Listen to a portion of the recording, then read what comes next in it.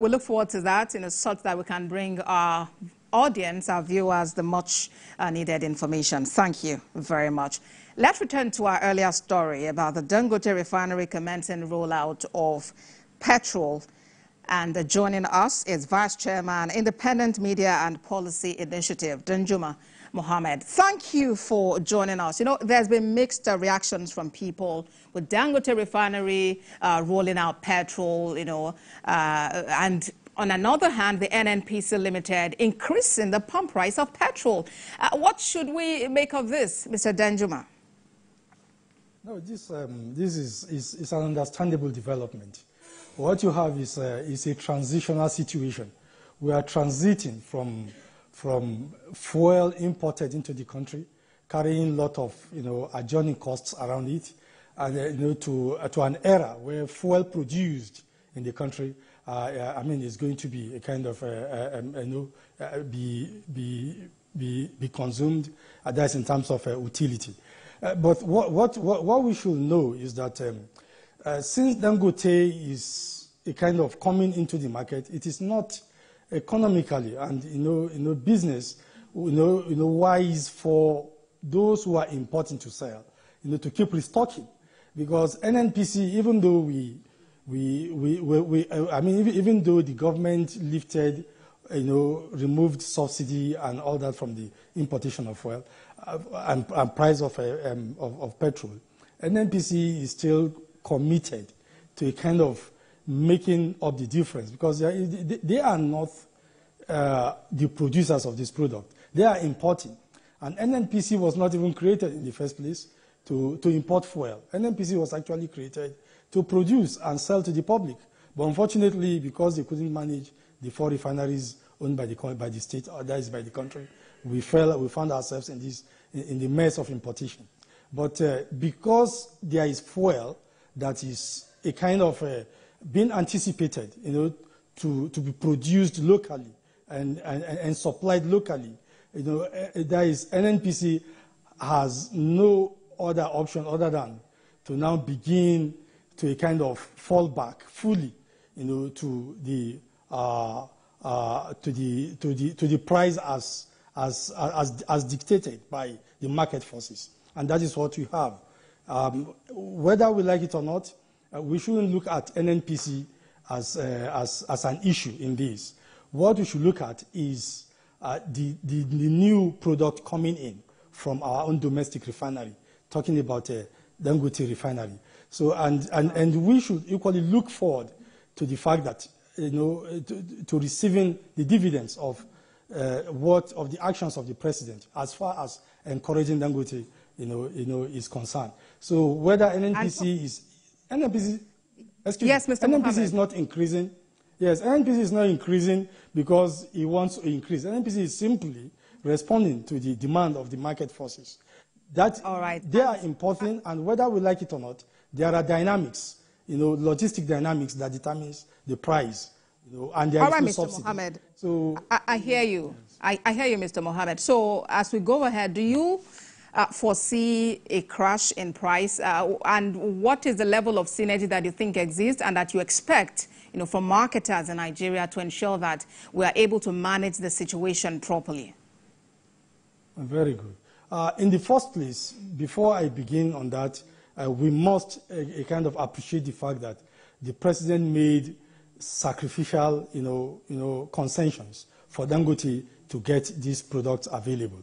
That is one. Secondly, we should envisage the fact that now that we are having fuel, to go into circulation, produced locally for domestic circulation and consumption, we should, envisage, reduction.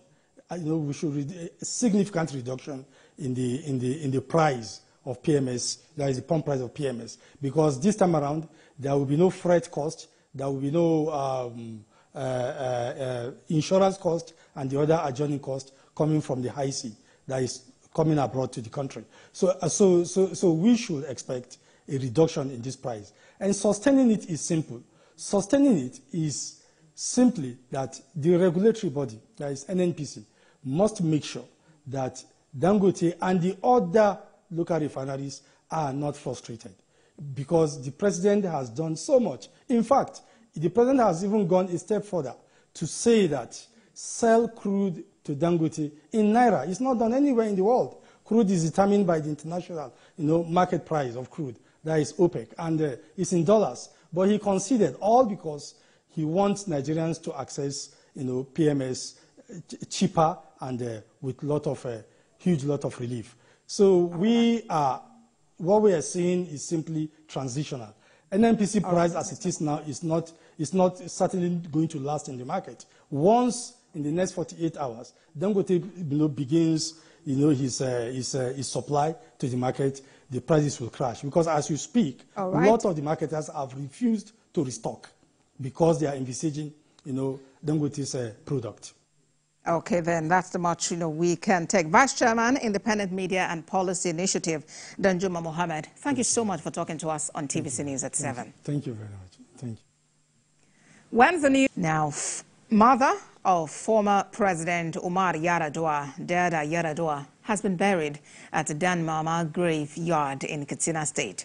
She died at the Federal Teaching Hospital, Katsina, on Monday evening after a brief illness at the age of 103 years. Vice President Kashim Shettima, former Vice President Atiku Abubakar, Labour Party presidential candidates in the last election, Peter Obi, former governors were among the dignitaries at the funeral prayers at Katsina Township Stadium. President Bola Tinubu, in his reaction, described the death as a huge loss, not just for the immediate family or Katsina State alone, but for the entire nation. She's a byword for resilience, for wisdom and strength of character.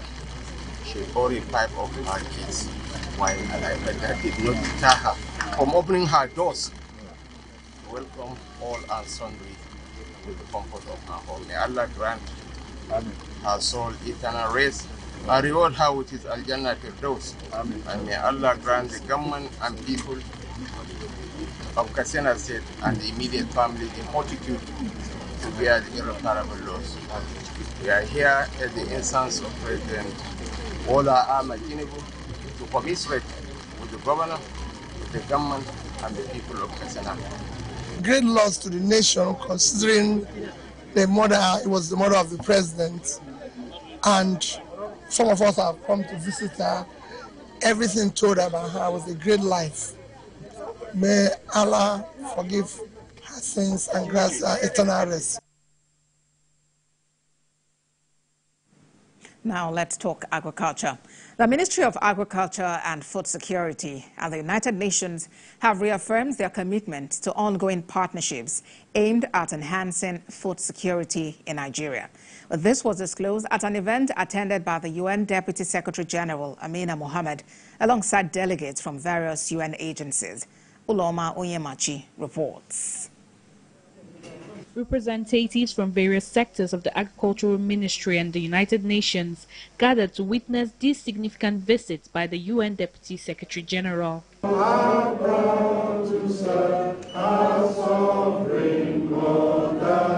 The Minister of Agriculture highlighted the importance of these collaborations in addressing the challenges faced by the agricultural sector. We must rise to the occasion and invest massively in agriculture, leveraging the United Nations Sustainable Development Goals SDGs 1 and 2, which you could use your global influence to explore opportunities for Nigeria to create jobs, diversify the economy and reduce food imports. Issue of infrastructure in agriculture has been downplayed over the years. Honestly, we've underplayed research and development. And I think we need to strengthen our national research system along the line of the institutions we talk about. Yes, they may not be low-hanging fruits, but within the concept of sustainability. In response, the UN Deputy Secretary General noted that agricultural challenges have been worsened by activities beyond borders. I'm just coming back from Sudan and Chad in the middle of leave because there clearly the conflict, the climate issues were very big for food security. There is a level of famine in Sudan, and you see these cross-border challenges in Chad, where they have received more than 1 million refugees, and that's what happened when people go looking for their livelihoods. As she shared the major investment focus of the United Nations to include agriculture, energy and digitalization, she says UN SDG goals are linked to food security, underscoring the critical need for continuous efforts in this area. This is not a sector that can work in its own. It has to be part of the sustainable development is seeing how you, as a sector, will benefit the social efforts that a state is making. But there is the climate agenda, environment, institutions, everything. All that is now needed is a monitoring team to ensure that some of the projects discussed by the United Nations and the federal government get to those that are in the receiving end, which are the farmers, to ensure food security across Nigeria. Uloma Oyemachi, TVC News, Abuja.